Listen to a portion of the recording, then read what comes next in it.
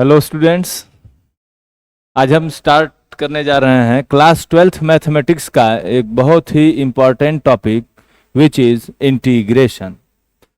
Integration पढ़ने से पहले हम आप लोगों को ये बताना चाहते हैं कि हमने डिफरेंशिएशन पढ़ लिया है और डिफरेंशिएशन के जस्ट बाद ये टॉपिक स्टार्ट होता है इंटीग्रेशन। तो इसका मतलब इंटीग्रेशन भी कैलकुलस का ही पार्ट है। पहले हमें डिफरेंशिएशन पढ़ाया गया और अब हम जा रहे हैं इंटीग्रेशन पढ़ने। इसका मतलब कहीं ना कहीं से डिफरेंशिएशन में जितनी भी चीजें हम लोग सीखे हैं वो सारी चीजें आज यूज होने वाली हैं। तो हमारी सलाह है कि ये वीडियो देखने से पहले आप डिफरेंशिएशन के जितने भी फार्मूले पढ़े हैं, आप फाइंडिंग डेरिवेटिव, एक बार उनको रिवाइज कर लीजिए, तब ये वीडियो काफी अच्छी होने वाली है आपके लिए। ठीक है, आइए स्टार्ट करते हैं।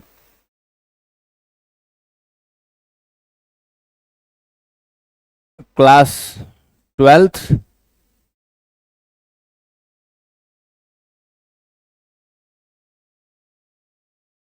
मैथ्स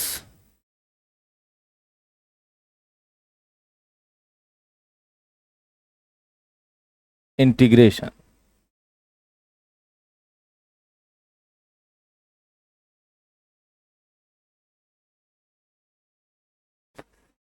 सबसे पहले किसी भी टॉपिक को पढ़ने से पहले हम लोगों को यह बात पता होनी चाहिए कि उससे रिलेटेड जो भी टर्म्स हैं, जो भी ऑपरेशन हैं, उनको डिनोट कैसे किया जाए और कैसे उन चीजों को हम पढ़ें। क्योंकि किसी भी मैथमेटिक्स के टॉपिक को पढ़ने से पहले आपको उसमें यूज होने वाले वर्ड्स, उसके लैंग्वेज के विषय में थोड़ा बहुत पता होना चाहिए। तो सबसे पहले हमें यह सीखना है कि ये जो इंटीग्रेशन है वो है क्या। ठीक है, तो integration is reverse of differentiation. Integration is the reverse of differentiation. मतलब डिफरेंशिएशन में हमने क्या किया था, ये देखते हैं। डिफरेंशिएशन में हमने क्या किया था। Suppose we have a function F x is equal to sine X. हमें इस फंक्शन को डिफरेंशिएट करना था। हमें इस फंक्शन को क्या करना है, डिफरेंशिएट करना है। तो इस बात को हम कैसे मैथमेटिक्स में रिप्रेजेंट करें। तो यहां पे इस फंक्शन में हमारा वेरिएबल है x, और इसको यदि मान लीजिए हमें x के ही टर्म में डिफरेंशिएट करना है, तो इस बात को हम मैथमेटिकली रिप्रेजेंट कैसे करते थे। हम लिखते थे d sin x over dx। ये जो हमने लिखा है ये किस बात को रिप्रेजेंट कर रहा है, ये रिप्रेजेंट कर रहा है कि हम साइन एक्स को डिफरेंशिएट करना चाह रहे हैं एक्स के रिस्पेक्ट में। ठीक है, तो वैसे ही इंटीग्रेशन भी एक प्रोसेस है। यदि इसी फंक्शन को हमें इंटीग्रेट करना हो तो इस बात को रिप्रेजेंट कैसे किया जाए। तो उसके लिए सबसे पहली बात, एक साइन है हमारे पास। इस साइन को हम बोलते हैं sign of integration. This is sign of integration. फिर उसके बाद कौन आया, फिर उसके बाद आया dx। dx is what, it is operator of integration. Operator of integration with respect to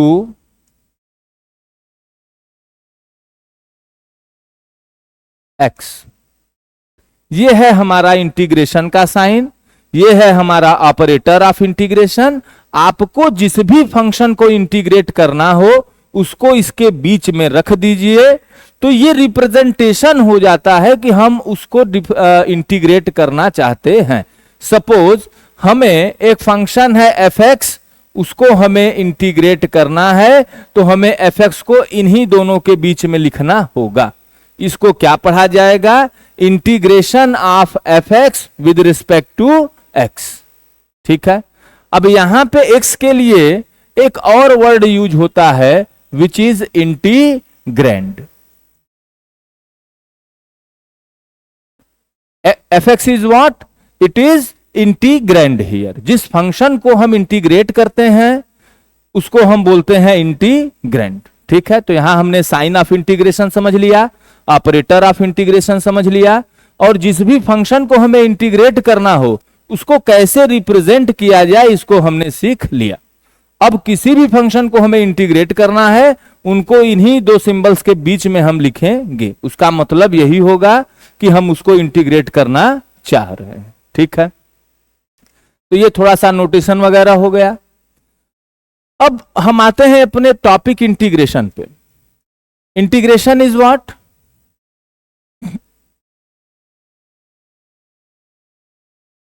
integration is the process of finding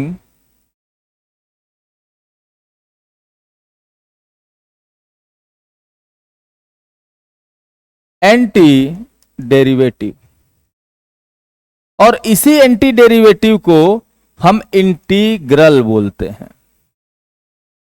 इसी डेरिवेटिव, एंटी डेरिवेटिव को हम क्या बोलते हैं? Integral.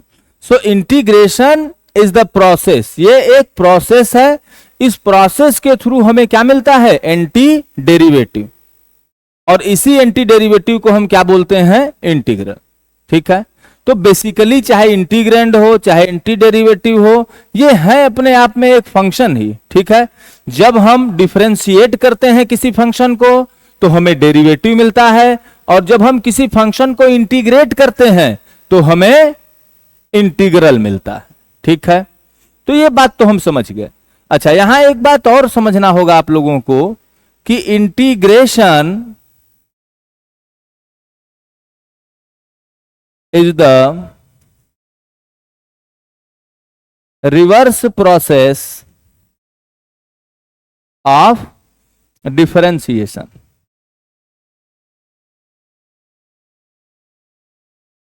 Integration is the reverse process of differentiation. ठीक उल्टा करना है।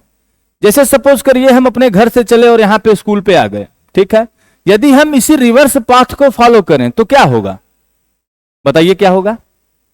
यदि आप अपने घर से चले आ गए स्कूल, और स्कूल से उसी पाथ को यदि आप रिवर्स मोड में फॉलो करेंगे तो आप कहां पहुंच जाएंगे? आप घर वापस पहुंच जाएंगे। ऐसा तो होगा नहीं कि आप अमेरिका पहुंच जाएंगे। इसमें से कुछ लोग अमेरिका भी पहुंच सकते हैं। ठीक है, लेकिन यदि देखा जाए बेसिकली तो सारे लोग अपने घर ही पहुंचेंगे।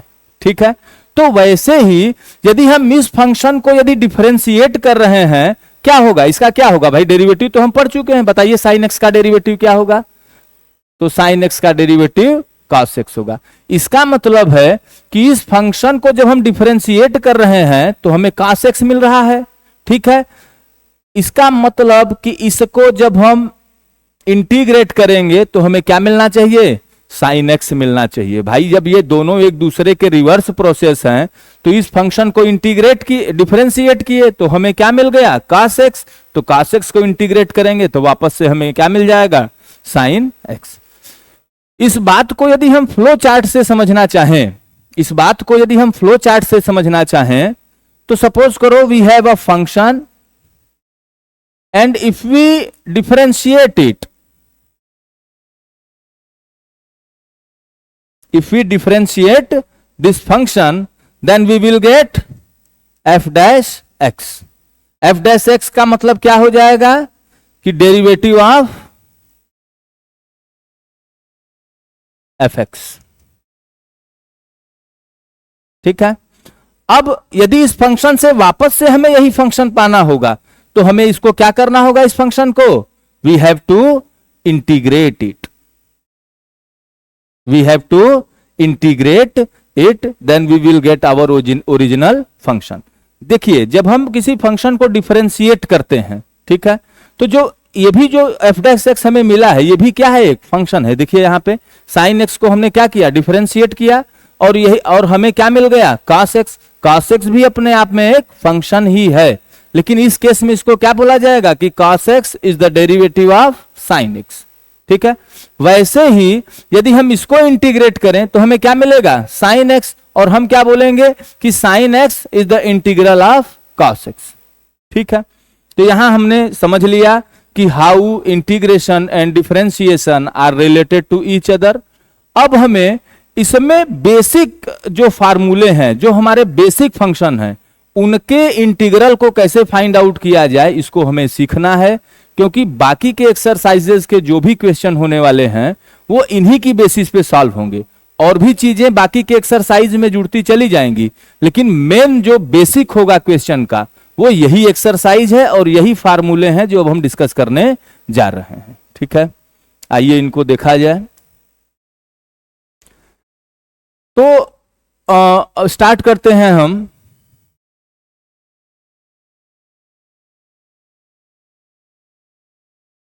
Integral of some basic functions. Integral of some basic functions.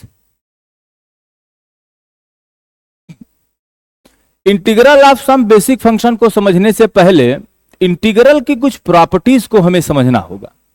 Integral की कुछ प्रॉपर्टीज कौन कौन सी हैं, इनको हम यहां सीख लेते हैं, क्योंकि इनका हम यूज यहां करने जा रहे हैं। ठीक है, तो properties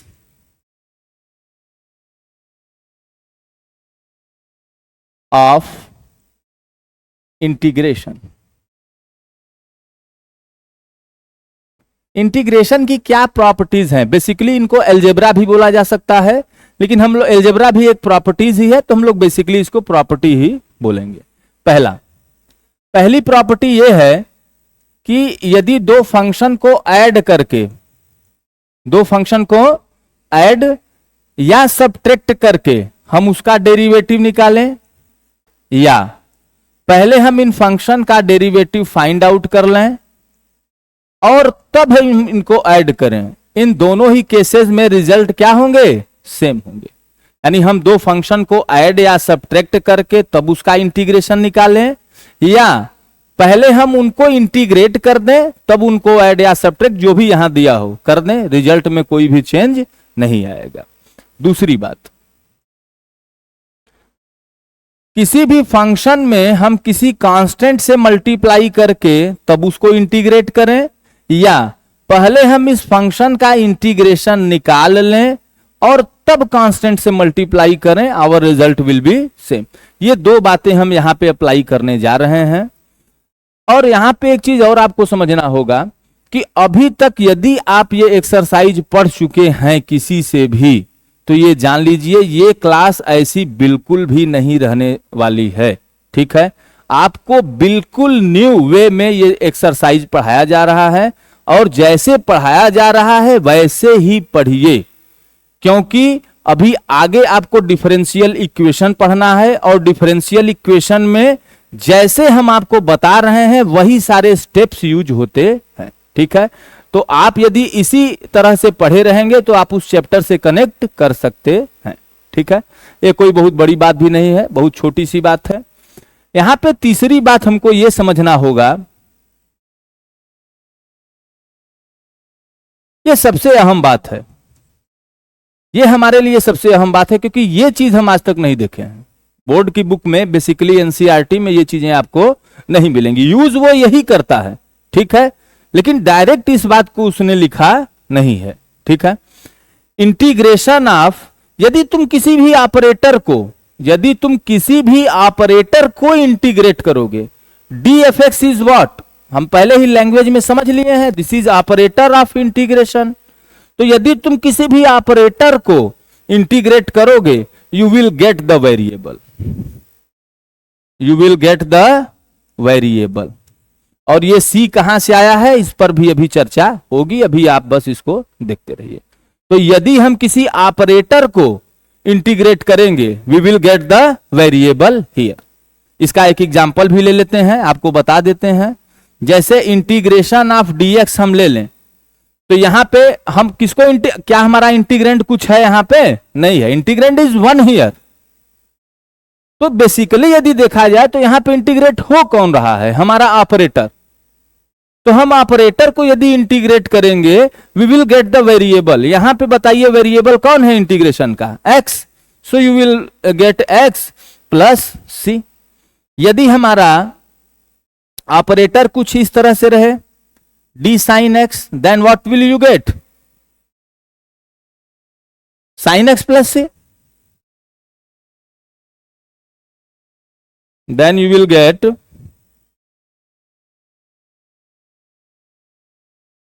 sign x plus C. तो जैस जो भी हमारा ऑपरेटर होगा, देखिए यहां पे वेरिएबल कौन है, एफ एक्स है, तो इंटीग्रेशन ने एफ एक्स दे दिया। यहां पे वेरिएबल कौन है, एक्स है, तो एक्स मिल गया। यहां पे वेरिएबल कौन है, साइन एक्स, तो यही थोड़े से कंसेप्ट हमारे यहां यूज होंगे और हम बहुत अच्छे से डेरिवेटिव का जो फार्मूला हमने सीखा है उसी की हेल्प से हम इंटीग्रेशन के सारे फार्मूले सक्सेसफुली डिराइव कर लेंगे। बच्चों के लिए ये सबसे बड़ी दिक्कत है कि डेरिवेटिव और इंटीग्रल फाइंड आउट करने के फार्मूलों को कैसे याद किया जाए। वो बार बार कंफ्यूज हो जाते हैं कि अरे ये इसका डेरिवेटिव होगा कि ये इसका इंटीग्रल होगा। मैंने बहुत बार देखा है, वो मिक्स कर देते हैं चीजों को। हम यहां पे एक ही फ्रेम में ये दोनों बातें सीख लेंगे जिससे बच्चों में कोई भी मिसकंसेप्शन नहीं रह जाएगा। ठीक है, आइए देखते हैं। तो यहां की जो बातें हैं यहां पे यदि आपको समझ में आ गई हो तो बताइए, हम आगे बढ़े आगे। तो पहला फंक्शन जो हमने पढ़ा है, हम सिर्फ फंक्शन के अकॉर्डिंग चलेंगे। तो पहला फंक्शन हमने पढ़ रखा है एल्जेब्रिक फंक्शन। तो एल्जेब्रिक फंक्शन हमारे पास सामने है y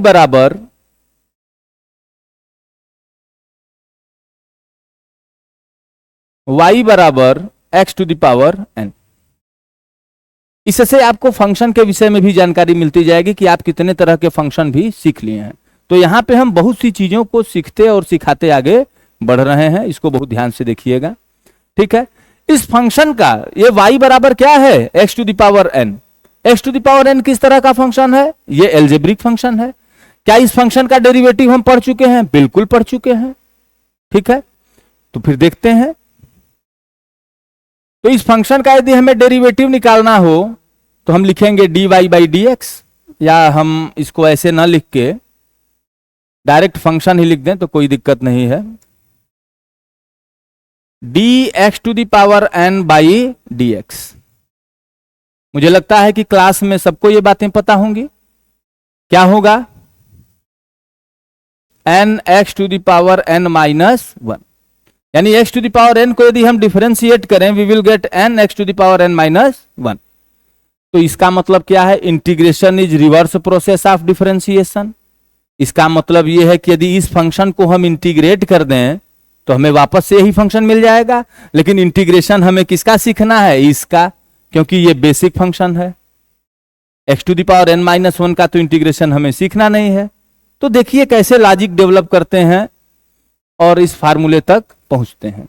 सबसे पहले हम क्रॉस मल्टीप्लीकेशन करेंगे। हमें किसका सीखना, हमें पता है कि इसका इंटीग्रेशन क्या होगा, ये होगा। हम क्या करेंगे, we will do cross multiplication here. ठीक है, बताइए क्या आएगा, ये इधर आएगा x to the power n minus one D X. हमें पता है कि x to the power n minus one को हम इंटीग्रेट करेंगे। तो जब x to the power n minus one को आप इस बात को इंटीग्रेट करेंगे, इसका मतलब वो याद करिए इंटीग्रेशन का साइन, ऑपरेटर ऑफ इंटीग्रेशन।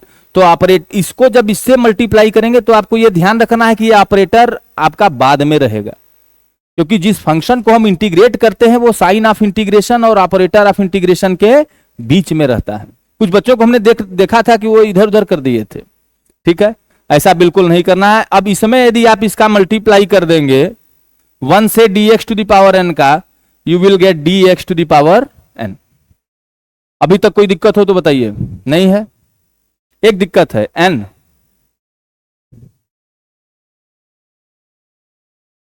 भी तो भाई इधर आएगा। अब हम जानते हैं कि x to the power n minus one, चूंकि इसी फंक्शन को हमें इंटीग्रेट करना है तो यानी n यहां से हटाना पड़ेगा। n को हम इधर भेज देते हैं, भेज दिए। n यहां क्या हो रहा है, n यहां क्या हो रहा है, मल्टीप्लाई। इधर जाएगा तो क्या होगा, और ये क्या आ जाएगा, dx to the power n। ठीक है, अब बताइए हम अपने उसी रूप में पहुंच गए कि नहीं। मुझे पता है कि इसका इंटीग्रेशन, इसका डेरिवेटिव ये है तो इसका इंटीग्रल ये होगा। ठीक है, यहां हम पहुंच गए x to the power n minus one, देखिए हम थोड़ा बहुत यहां पहुंच गए, ठीक है। तो इंटीग्रेटिंग बोथ साइड्स, अब दोनों साइड यदि हम इंटीग्रेट करेंगे तो हमें बस किस चीज की जरूरत है, साइन ऑफ इंटीग्रेशन की, ठीक है। अब हम यहां पे एक चीज और सीख लिए हैं, क्या सीख लिए हैं भाई, चूंकि x to the power n minus one इसका तो इंटीग्रल हमें चाहिए ही चाहिए, तो इसको तो एज इट इज लिखना है x to the power n minus one dx, और 1/n यहां क्या है भाई, 1/n यहां कांस्टेंट है, हम वहां पहले ही सीख लिए हैं कि कांस्टेंट इंटीग्रेशन के बाहर हो जाता है, and you will get dx to the power n।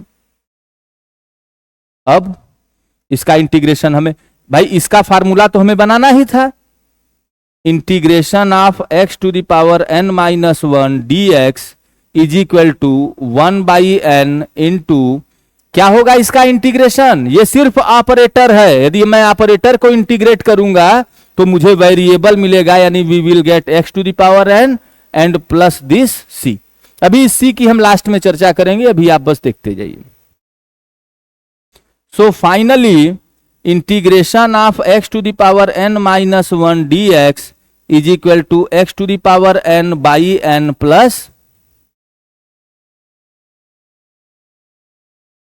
देखिए हमारी स्टार्टिंग कहां से हुई थी, हमने अलजेब्रिक फंक्शन लिया था x to the power n, हमने x to the power n को डिफरेंशिएट किया, we will get n x to the power n minus one. हम चाहते थे इस फंक्शन का इंटीग्रेशन पता करना, ठीक है, लेकिन हम डिफरेंशिएशन से रिलेट करके इसको सीखना चाह रहे थे, तो हमने क्या किया, हमने क्रॉस मल्टीप्लीकेशन किया, इंटीग्रेशन का जो प्रोसेस है जैसे रिप्रेजेंट किया जाता है हमने वैसे रिप्रेजेंट किया, यहां से कुछ रूल्स हमने इस पर अप्लाई किए, ठीक है, और फाइनली हमें ये मिल गया। क्या हमने x to the power n को इंटीग्रेट किया है, हमने तो x to the power n minus one का इंटीग्रेशन लाया है, ठीक है, कोई दिक्कत नहीं है। क्या है x to the power n minus one का, तो यहां पे हम एनालाइज करेंगे, इसको एनालाइज करेंगे तो हम देख क्या रहे हैं कि ये जो हमारा इंटीग्रेंड है इसकी पावर एक बढ़ जा रही है, और उसी से यहां क्या हो जा रहा है, डिनोमिनेटर में डिवाइड, और वही डिनोमिनेटर में आ जा रहा है। इसी कंसेप्ट का हम यूज करेंगे। आप देखिए यहां पे पावर n माइनस वन है, यहां पे पावर n हो गया और n से डिवाइड भी हो गया, तो इसी सेम कंसेप्ट को यदि हम यूज करें और हम ये पता करना चाहें कि what will be integration of x to the power n, तो पावर एक बढ़ जाएगा और उसी से डिवाइड हो जाएगा। तो ये पहला फार्मूला एल्जेब्रिक फंक्शन का हम पता कर लिए। ऐसे आप लोगों को लिखने आना चाहिए, ठीक है, आप लोग इसकी प्रैक्टिस करिए, क्योंकि ये जब हम डिफरेंशियल इक्वेशन पढ़ेंगे तो इसकी चर्चा हम करेंगे, ठीक है। अगली बात यहां देखते हैं, x to the power n का डेरिवेटिव क्या, इंटीग्रेशन क्या है भाई, x to the power n plus one divided by n plus one plus C. यहां पे एक दिक्कत है, जैसे हमारे पास कई अलजेब्रिक फंक्शन है जिसकी डिग्री कई होती है, यदि हमारे पास कोई अलजेब्रिक फंक्शन आ गया जिसकी डिग्री माइनस वन है, तो तब तो ये फंक्शन अनडिफाइंड हो जाएगा, तब तो इंटीग्रल अनडिफाइंड हो जाएगा। तो this integral is defined only if n is not equal to minus one. यहां पे n माइनस वन नहीं हो सकता, क्योंकि n यदि माइनस वन हो गया तो ये पूरा का पूरा इंटीग्रल क्या हो जाएगा, अनडिफाइंड हो जाएगा, ठीक है। So finally we will get the integration of x to the power n, which is x to the power n plus one by n plus one plus c। Power एक बढ़ जाएगा और उसी से डिवाइड कर देंगे, ठीक है। दूसरा फंक्शन हमने पढ़ा था लॉगरिथमिक फंक्शन।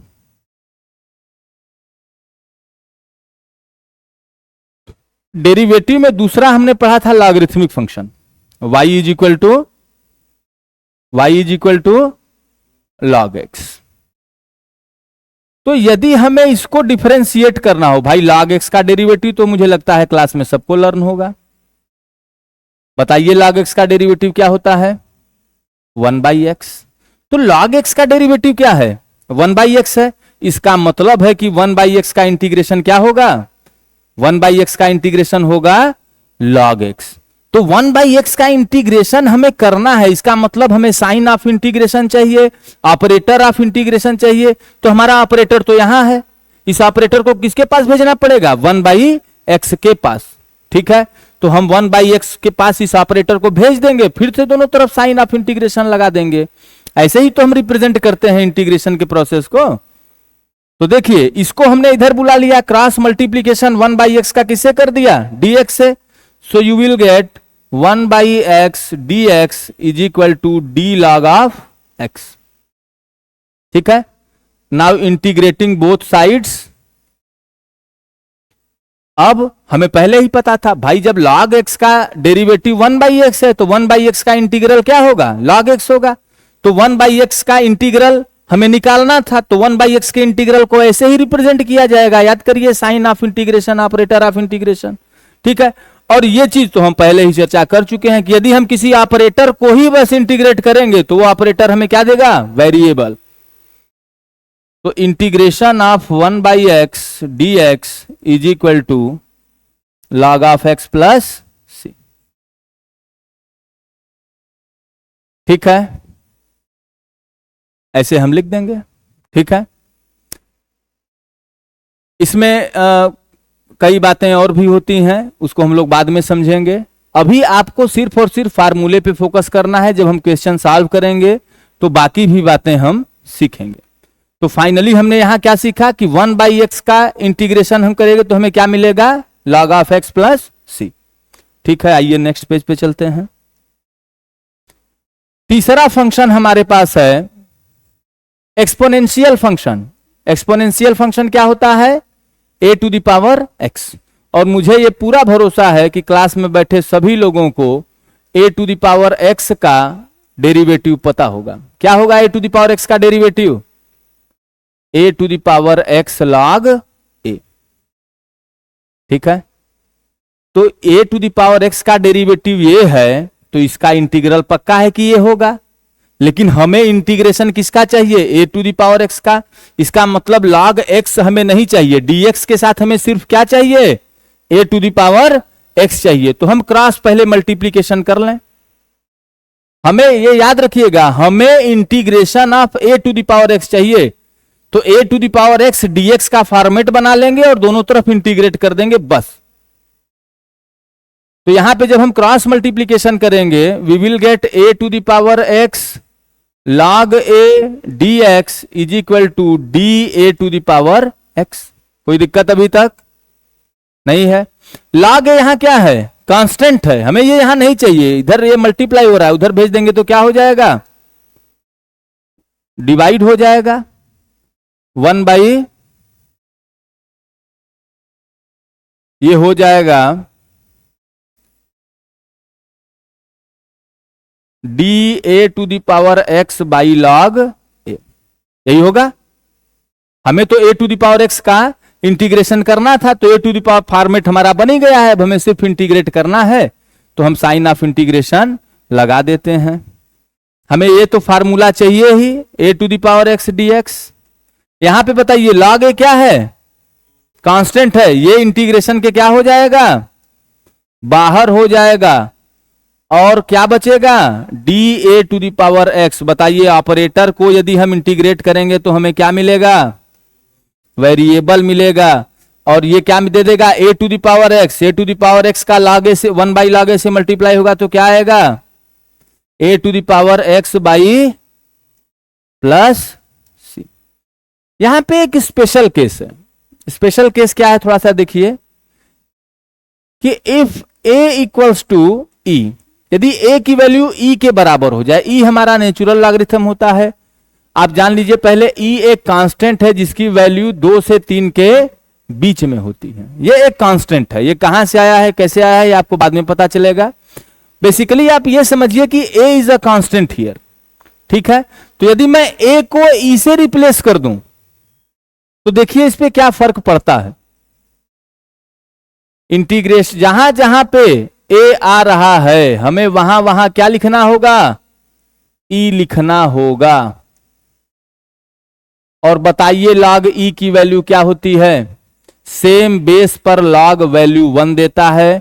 इसको हम लोग डिफरेंशिएशन में बहुत अच्छे से समझ चुके हैं। ठीक है, log फंक्शन भी हम वहां पढ़ चुके हैं। तो log e की वैल्यू 1 होती है, इसको बताने की मुझे नहीं लग रहा है जरूरत है।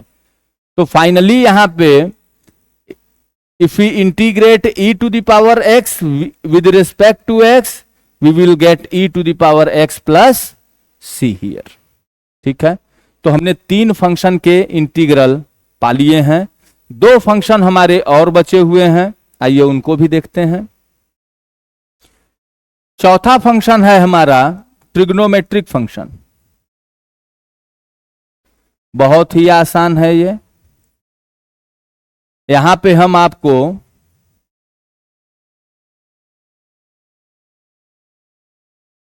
एक या 2 बताएंगे, बाकी आपके लिए होमवर्क रहेगा, आप उनको करके आइएगा।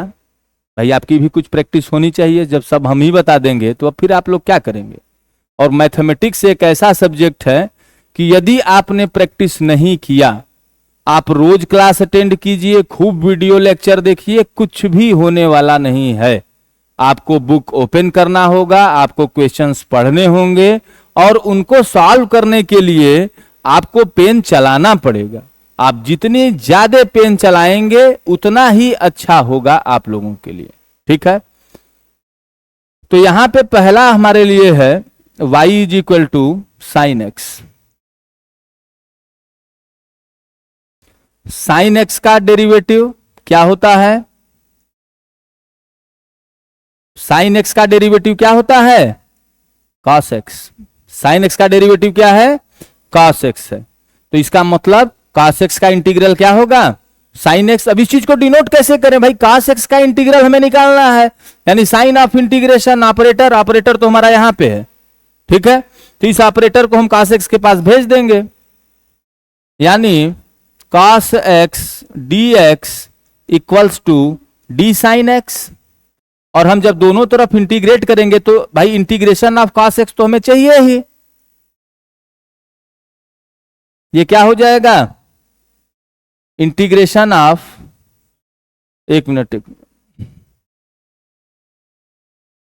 इंटीग्रेशन ऑफ कॉस एक्स तो हमें चाहिए ही चाहिए कि ये क्या होगा, इसकी वैल्यू किसके बराबर होगी? साइन एक्स प्लस सी। ये बार बार सी आ रहा है, बार बार सी आ रहा है, हम बता भी नहीं रहे हैं ये सी क्या है, सी क्या है, सी क्या है।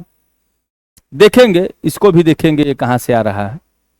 पहले आप जो इंटीग्रेशन है उस पर फोकस करिए, सी पर फोकस आप बाद में करिएगा। ठीक है, एक हम और आपको बता दे रहे हैं। यदि हमारा फंक्शन है y is equal to cos x, भाई कॉस एक्स का डेरिवेटिव तो हमने देख लिया है। कॉस एक्स का डेरिवेटिव क्या होगा? Minus sine x. इसका मतलब कि माइनस साइन एक्स को हम इंटीग्रेट करेंगे तो हमें क्या मिलेगा? Cos x. लेकिन इंटीग्रेशन हमें किसका जानना है? साइन एक्स का। तो यानी हमें यहां पे क्या फॉर्मेट चाहिए? साइन ऑफ इंटीग्रेशन, फिर साइन एक्स और फिर डीएक्स। तो इन बातों को हमें यहां से एक्सट्रैक्ट करना होगा और फिर देखना होगा आरएचएस में क्या आता है। ठीक है, तो हम इसको इसके साथ मल्टीप्लाई कर दिए। ठीक है, तो क्या आएगा? Minus sine x d x equals to d cos x. हम देख रहे हैं यहां तो माइनस आ गया, माइनस तो हमें यहां चाहिए नहीं, हमें तो सिर्फ साइन एक्स का इंटीग्रेशन चाहिए। तो दोनों तरफ हमने क्या कर दिया? -1 से मल्टीप्लाई। तो जब हम दोनों तरफ -1 से मल्टीप्लाई कर देंगे तो यहां क्या आ जाएगा? साइन एक्स डी एक्स, और यहां क्या आ जाएगा? Minus D cos X. ठीक है, अब हम इंटीग्रेट कर देंगे, ये माइनस साइन भी कॉमन हो जाता है, और finally we will get integration of sine x is minus cos x plus C. यानी यदि हम साइन एक्स को इंटीग्रेट करें we will get minus cos x plus C. इसी तरीके से बाकी के 4 जो ट्रिग्नोमेट्रिक फंक्शंस हैं उनका भी इंटीग्रेशन आप फाइंड आउट कर सकते हैं। आप ट्राई करिएगा, उसको नहीं आएगा कल की क्लास में हम बता देंगे। ठीक है, अब हमारा लास्ट फंक्शन है 5वां function, which is inverse trigonometric functions. जैसे 6 हमारे पास ट्रिग्नोमेट्रिक फंक्शंस हैं, वैसे ही 6 हमारे पास इनवर्स ट्रिग्नोमेट्रिक फंक्शंस भी हैं। ठीक है, क्लास 12th में ही आप लोगों ने फर्स्ट बुक में सेकेंड चैप्टर जब आप पढ़ा था तो इनवर्स ट्रिग्नोमेट्रिक फंक्शन के विषय में वहां बहुत अच्छे से पढ़ाया जा चुका है। ये क्या है, इनके डोमेन क्या है, रेंज क्या है, इनका एग्जिस्टेंस क्या है, ये सारी बातें वहां पे बता दी गई हैं। हमें सिर्फ इनके इंटीग्रेशन और डिफरेंशिएशन पे फोकस करना है। पहला इनवर्स ट्रिग्नोमेट्रिक फंक्शन है हमारे पास y is equal to sine inverse x। तो साइन इनवर्स x का डेरिवेटिव हमने सीख लिया है। क्या होता है भाई साइन इनवर्स x का derivative? Derivative of sine inverse x is 1 by under root 1 minus x square. इसका मतलब कि इसको यदि हम डिफरेंशिएट करें, इसको हम जब डिफरेंशिएट कर रहे हैं तो हमें यह मिल रहा है, यानी इसको इंटीग्रेट करेंगे तो हमें यह मिलेगा। ठीक है, तो यानी हमें इसको इंटीग्रेट करना है। इसका मतलब हमें यह चाहिए, ऑपरेटर चाहिए और साइन ऑफ इंटीग्रेशन चाहिए। तो ऑपरेटर तो हमारा यहां है। अब सपोज करिए इसको हम इससे मल्टीप्लाई कर दें तो हमें क्या मिल जाएगा? जो भी मिलेगा हम उसको LHS में लिखेंगे। तो ये इधर जाएगा, मल्टीप्लाई होगा तो क्या मिलेगा? dx upon under root 1 minus x square. और फिर ये इधर बनेगा, इसको हम इधर लिख लिए। अभी d साइन एक्स यहां बचा है जो हम उधर लिख लिए, यानी d साइन इनवर्स x। ठीक है, तो इसको जब हमने डिफरेंशिएट किया तो हमें ये मिला, यानी हम इसको इंटीग्रेट करेंगे तो हमें ये मिलेगा। इस बात को हम लिखें कैसे? तो अब इस चीज को इंटीग्रेट करना है तो इसको ऐसे लिखा जाएगा। ठीक है, और ये सिर्फ और सिर्फ ऑपरेटर है। इसको इंटीग्रेट करने के लिए हमें किसी फार्मूले को लर्न करने की जरूरत नहीं है। हमने पहले ही सीख लिया है कि यदि हम ऑपरेटर को इंटीग्रेट करेंगे तो हमें वेरिएबल मिल जाएगा along with a constant of integration. तो यहां कमी थी साइन ऑफ इंटीग्रेशन की, वो हमने प्रोवाइड करा दिया। And you will get integration of dx upon under root 1 minus x square is equal to sine inverse x plus C. तो ये बात तो हमें पता है भाई, साइन इनवर्स x को डिफरेंशिएट करेंगे तो हमें 1 by under root 1 minus x square मिलेगा। तो इसका मतलब है हम 1 by under root 1 minus x square को इंटीग्रेट करेंगे तो हमें साइन इनवर्स x मिल जाएगा। ठीक है, लेकिन इस बात को लिखें कैसे? पता तो है सर, लेकिन लिख नहीं पाते हैं। अरे लिख कैसे पाओगे? जब पेन चलाओगे, घर पे प्रैक्टिस करोगे तब न लिख पाओगे। इसकी प्रैक्टिस करनी पड़ेगी। इसके लैंग्वेजेस जो स्टार्टिंग में बताए गए हैं उनको बार बार बोलना पड़ेगा। ठीक है, जब तक बोलोगे नहीं, जब तक लिखोगे नहीं, तब तक कुछ होने वाला नहीं है। ठीक है, फिर से आते हैं अपने टॉपिक पे। दूसरा ट्रिग्नोमेट्रिक फंक्शन बताइए क्या ले लें? चलिए एक साइन का लिए हैं, एक कोसेक इनवर्स एक्स का ले लेते हैं।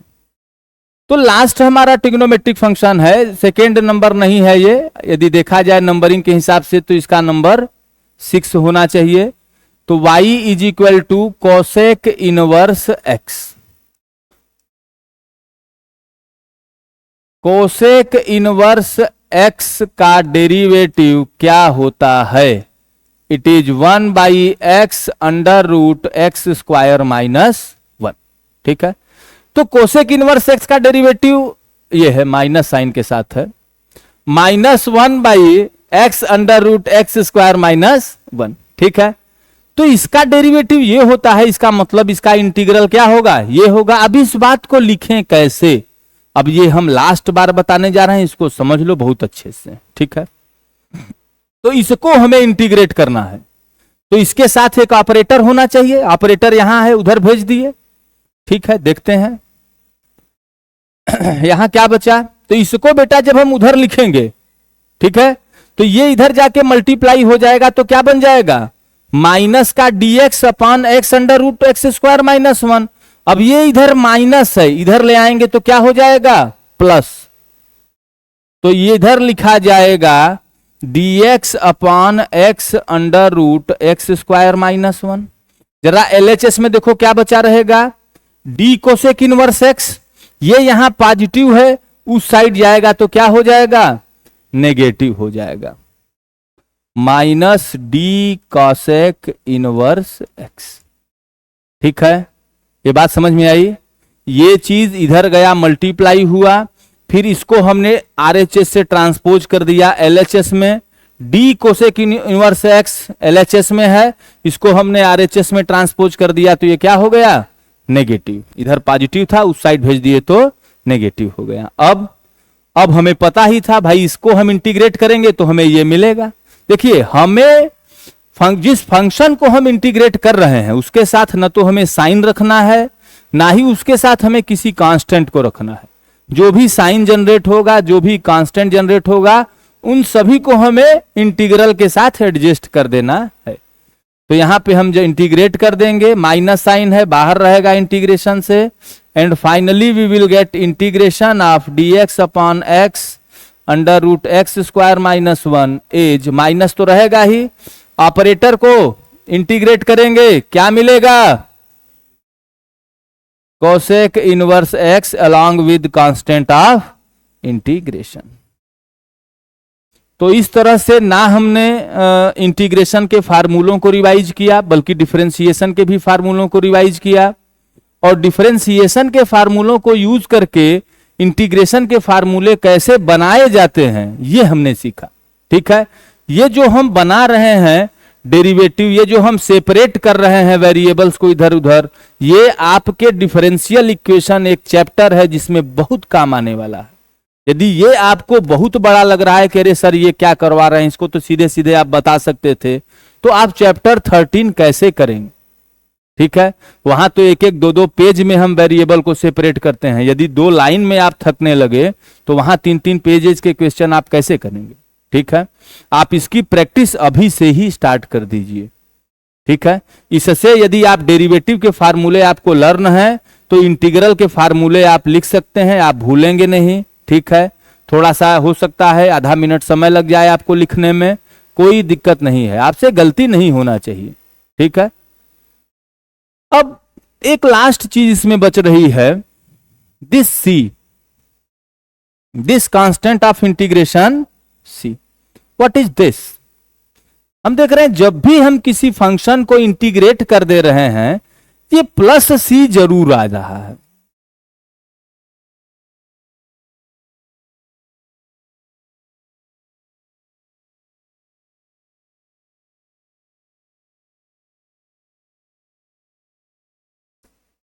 ये प्लस सी जरूर आ रहा है। ये प्लस सी क्यों आ रहा है, क्या कारण है इसके आने का, थोड़ा सा इसको हम समझ लेते हैं। यही हमारा आज का लास्ट टॉपिक रहने वाला है।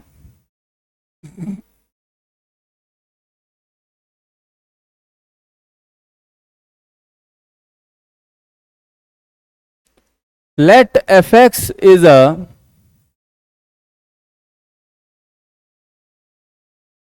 Real valued function. fx क्या है, हमारा रियल वैल्यूड फंक्शन है।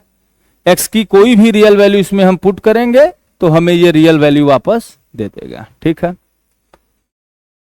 यहां पे तुम्हें कुछ नोटेशन समझने होंगे। इंटीग्रेशन ऑफ fx dx, यानी इस fx को हमने क्या बना दिया, इंटीग्रेंड।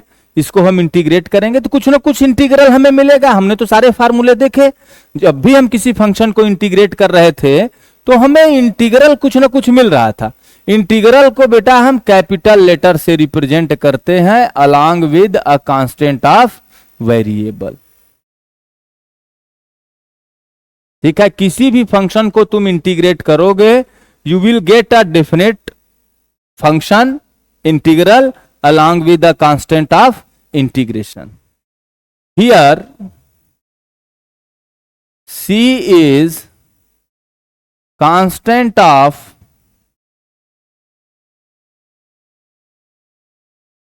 integration. C क्या है हमारा, C is constant of integration. ठीक है, थोड़ा सा इसके विषय में समझते हैं, ये आया कैसे। हमने जब भी इंटीग्रेशन किया हम तो ये समझ नहीं पाए आया कैसे। तो इसका कनेक्शन कहीं ना कहीं से डेरिवेटिव से तो रिलेटेड होगा ही होगा। क्यों, क्योंकि हम जब डिफरेंशिएट कर रहे थे उसी का रिवर्स किए तो हमें इंटीग्रल मिला, तो कहीं ना कहीं ये डिफरेंशिएशन से रिलेटेड है। आइए इस बात को समझते हैं, सी कहां से आया। मान लीजिए हमारे पास एक फंक्शन है f x is equal to x square. ठीक है, इस फंक्शन को जरा डिफरेंशिएट करिए, d x square by D x, what will you get? You will get 2x। इसका मतलब क्या है भाई? इसका मतलब है कि यदि हम 2x को इंटीग्रेट कर दें तो हमें क्या मिल जाएगा? एक्स स्क्वायर मिलना चाहिए कि नहीं भाई? If integration is reverse of differentiation, तो एक्स स्क्वायर को हमने डिफरेंशिएट किया, हमें 2x मिला। तो जिस थ्योरम पे ये चैप्टर बेस्ड है उसके हिसाब से यदि हम 2x को इंटीग्रेट करें तो हमें एक्स स्क्वायर मिलना चाहिए, और मिलेगा भी। ठीक है, आइए, इसमें तो कोई गड़बड़ी नहीं है, कोई दिक्कत इसमें नहीं है, क्योंकि अभी तक कांस्टेंट ऑफ इंटीग्रेशन का कोई कंसेप्ट नहीं आया है। अगला देखें,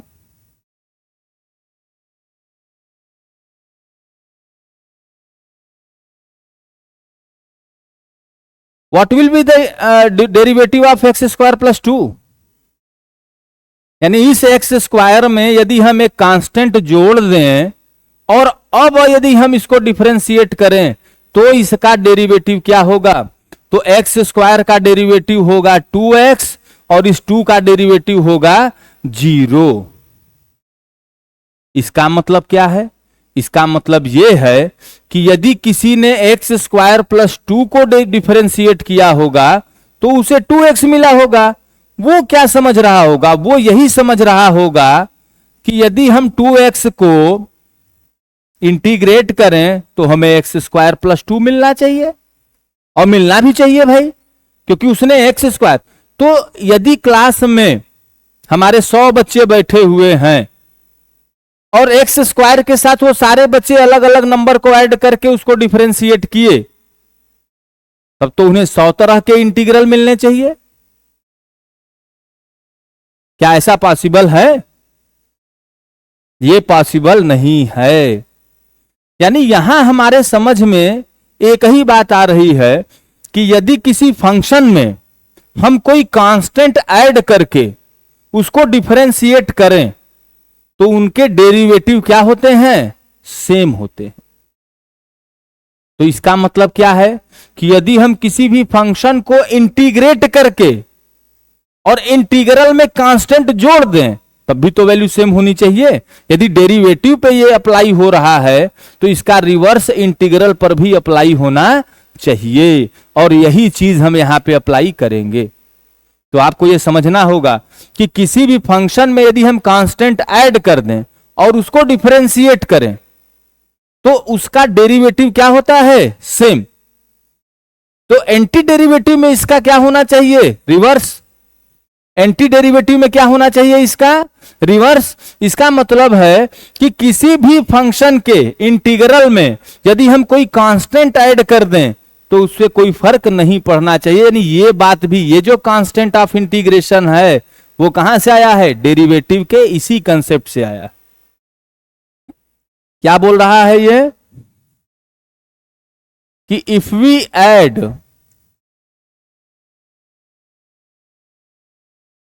any constant to any function and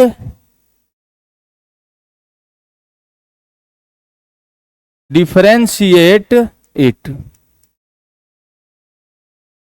in each case you will get same derivative. If we add any constant to any function, कोई आप एक फंक्शन उठा लीजिए, उसमें कोई भी कांस्टेंट ऐड कर दीजिए, फिर उसका क्या फाइंड आउट करिए? Derivative. In each case, her case में आप क्या पाएंगे? Same variable.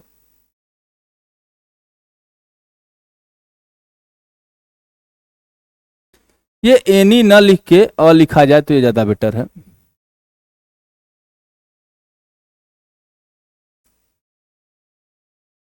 If we add any constant to a function and differentiate it, in each case you will get same derivative. Her case में आपको derivative की value क्या मिलने वाली है, सेम मिलने वाली है।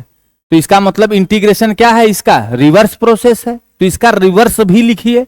जब आप इसका रिवर्स लिखेंगे तो आप कैपिटल सी के कंसेप्ट को समझ जाएंगे। ठीक है, डेरिवेटिव सेम मिल रहा है फंक्शन में कोई कांस्टेंट ऐड करके। इसका मतलब क्या है कि if we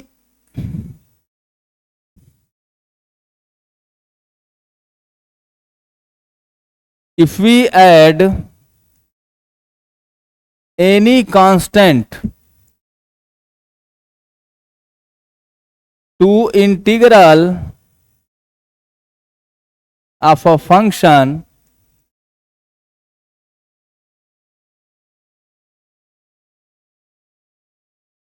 its value will be same. If we add any constant to integral of a function, यदि हम किसी फंक्शन के इंटीग्रल में कोई कांस्टेंट ऐड कर दें तब भी वैल्यू क्या आनी चाहिए, सेम ही आनी चाहिए। अब यहां पे एक बात आपको समझना पड़ेगा कि ये जो कांस्टेंट है ऐसा नहीं है कि ये हमेशा कांस्टेंट रहेगा। ठीक है, दिस कांस्टेंट